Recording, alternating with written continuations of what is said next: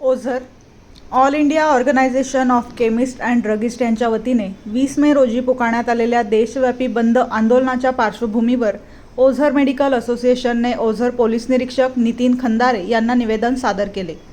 सदर निवेदनामध्ये ऑनलाईन औषध विक्री तात्काळ बंद करण्यात यावी, कॉर्पोरेट कंपन्यांकडून दिल्या जाणाऱ्या अव्यावसायिक सवलतींना आळा घालावा, तसेच बाजारात वाढत असलेल्या बनावट औषधांविरोधात कठोर कारवाई करण्यात यावी अशा प्रमुख मागण्या करण्यात आल्या।